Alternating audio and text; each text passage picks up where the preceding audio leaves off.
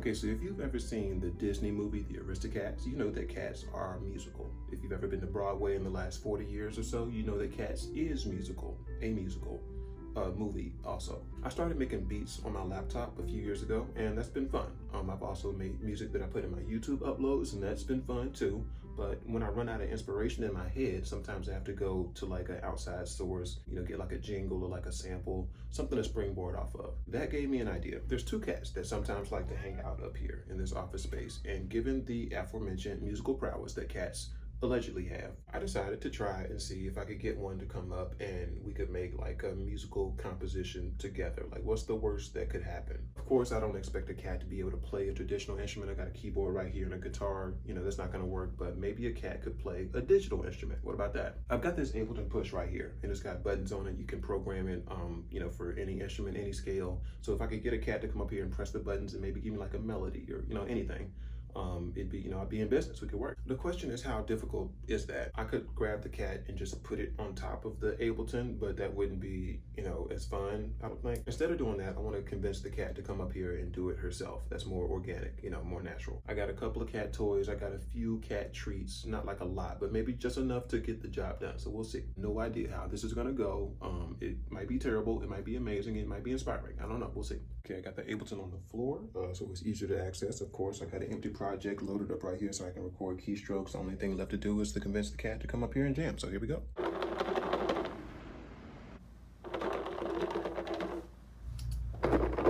Hey. As you can see, this didn't really work like I thought it was gonna work.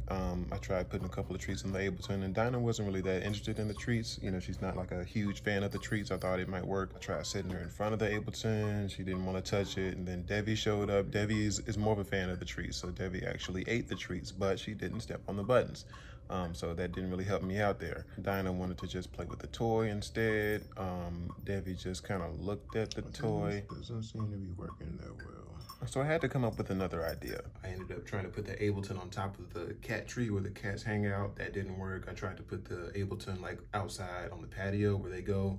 That didn't work.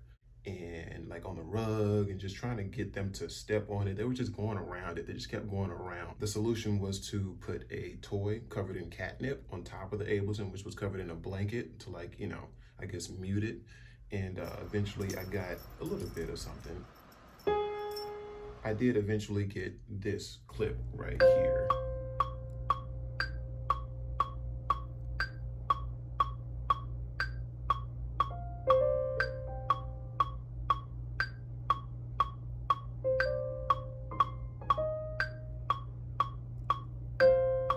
Okay, so that's 8 bars or 8 measures right there. It actually lines up pretty well timing wise. I'm probably gonna like scoot this note over and maybe extend that chord out.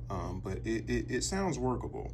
I think I can do something with this. We'll see. Okay, so I've got my snippet that I'm gonna work with, and what I'm gonna do is basically just add things to it. I'm gonna keep that snippet as like the main part. So it's gonna be like the loud part, the main part that's gonna drive the rest of the music, but I'm gonna try to add some other instruments in there, some drums, some bass, and kind of, give it some body, give it something, give it some life. And the cat piano that we got is an F that goes up to a G.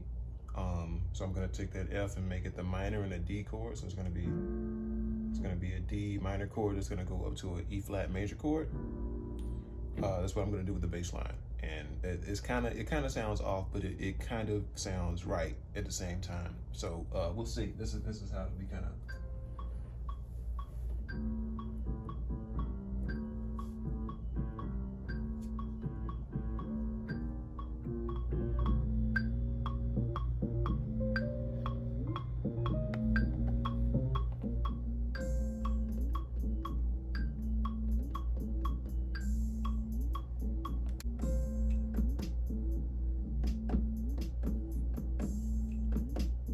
So I'm gonna add like some like reverb, some ambiance to it to kind of fill it out. I'm also gonna add just a couple of little fixings in there. I'm probably gonna add something that like follows that piano riff, and then some extra stuff thrown in, and we'll see how it goes.